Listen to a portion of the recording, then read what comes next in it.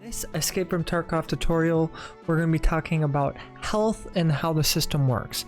As you can see here, our character has 35 health in the head, 85 in the thorax, 70 in the stomach, 60 in the arms, and 65 in the legs.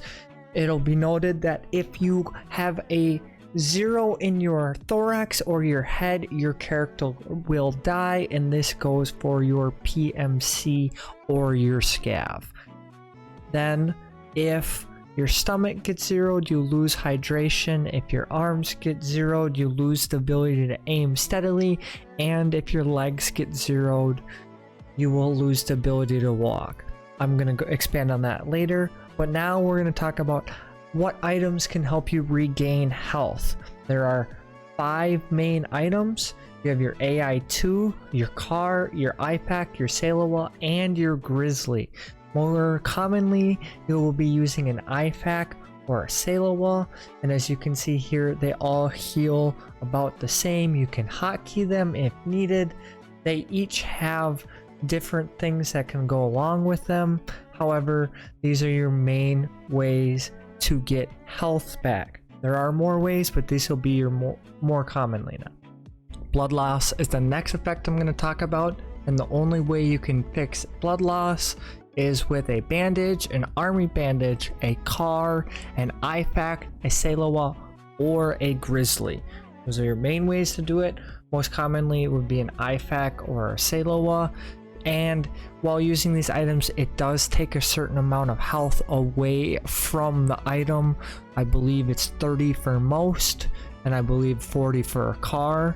So keep that in mind when you're healing. It does take away from possible hit points that you can heal. As you can see here, I'm showing you that the IPAC has 30 and that the Salewa has 30, and these are about the most common ways to take care of them. It should be noted that blood loss slowly ticks away from your health every few seconds or so. As you can see, it's at 202 and then it drops to 197 and soon after 192. Now, fractures are something else that can happen in the game.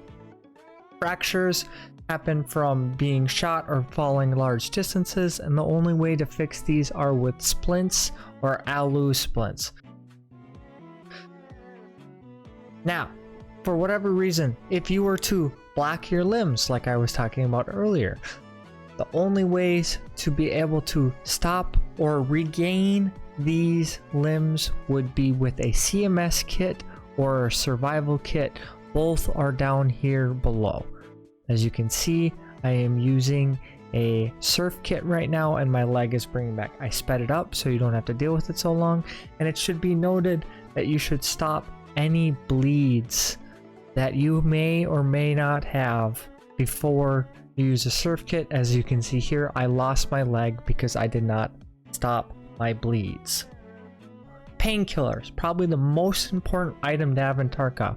Your main ones are your actual painkillers: ibuprofen, Golden Star, and Vaseline. They all have the same effects and they all have different timers, with Golden Star being your best, ibuprofen probably one of your more commonly used ones.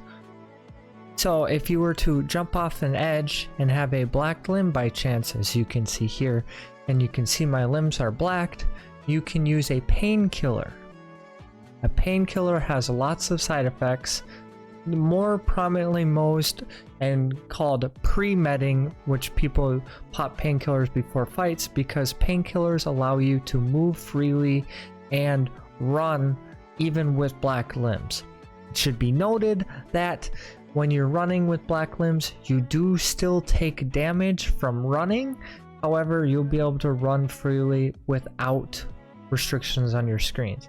Another thing that painkillers stop, as you see here, I have a fracture and my screen looks a little fuzzy. Once I pop a painkiller, that effect will go away. You can see here, I'm popping the painkiller and my screen goes clear once again. This allows me to run freely and yada yada yada. So this is basically everything you need to know in the health system. I went through it rather quickly, but yeah, so hope you liked the video and Until next time, have a great day. Uh-oh. Yeah, dude, I'm just gonna go run up to the scav and take damage. It'll be pretty easy, and then I'll be able to explain. Oh, well, I guess, well.